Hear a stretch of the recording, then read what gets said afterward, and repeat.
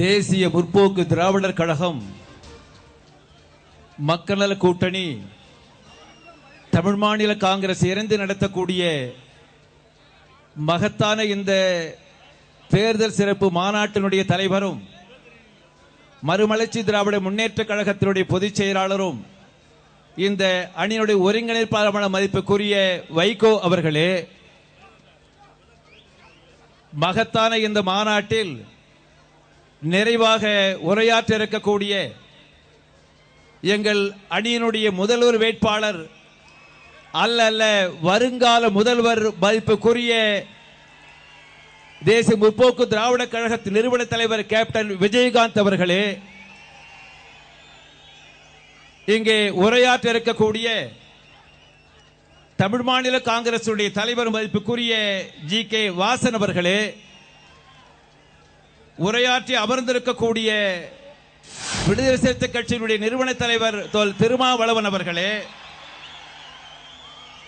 இங்கே உரையாற்ற இருக்கக்கூடிய தேசிய முற்போக்கு திராவிட கழகத்தினுடைய மகளிர் அணி செயலாளர் மதிப்புக்குரிய திருமதி பிரேமலதா விஜயகாந்த் அவர்களே, உரையாற்றி அமர்ந்திருக்கக்கூடிய இந்திய கம்யூனிஸ்ட் கட்சியுடைய மாநில செயலாளர் இரா முத்தரசன் அவர்களே, வரவேற்பு மதிப்புக்குரிய எல்.கே. சுதீஷ் அவர்களே, நன்றி உரை ஆற்ற இருக்கக்கூடிய மதிப்புக்குரிய மல்ல சத்யா அவர்களே, மேடையில் வீட்டிருக்கக்கூடிய தலைவர்களே, லட்சோப லட்ச கணக்கில் கூடியிருக்கக்கூடிய தோழர்களே, நண்பர்களே, சகோதரர் அனைவருக்கும் என்னுடைய அன்பு கலந்த வணக்கத்தை தெரிவித்துக் கொள்கிறேன். பல மாதங்களுக்கு முன்னதாக மக்கள் நல கூட்டணியை நாங்கள் உருவாக்கிய போது இந்த 4 கட்சிகள் ஒன்றாக சேர மாட்டார்கள் என்று சொன்னார்கள். நாங்கள் ஒன்றாக சேர்ந்த பிறகு இவர்களுக்கிடையே ஒற்றுமை நீடிக்காது என்று சொன்னார்கள். நாங்கள் ஒற்றுமையாக இருந்தது மட்டுமல்ல, திருமாவளவர்கள் இங்கே சுட்டிக்காட்டியது போல் மார்ச் மாதம் 23ஆம் தேதி மக்கள் நல கூட்டணி தேமுதிக மகத்தான அந்த தொகுதி உடன்பாடு ஏற்பட்டது.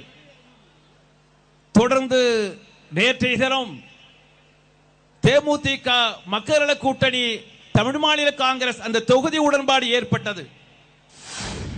இன்று நடக்கக்கூடிய மகத்தான இந்த மாநாட்டில் கலந்து கொள்ளக்கூடிய லட்சோடு திரண்டிருக்கக்கூடிய உங்களை பார்க்கின்ற போது நான் உறுதியாக சொல்லுகிறேன், இந்த அணி தமிழகத்திலே ஆட்சியை கைப்பற்றும் அதிகாரத்துக்கு வரும் என்பதை நாங்கள் மகிழ்ச்சியோடு சுட்டிக்காட்ட கடமைப்பட்டிருக்கிறேன்.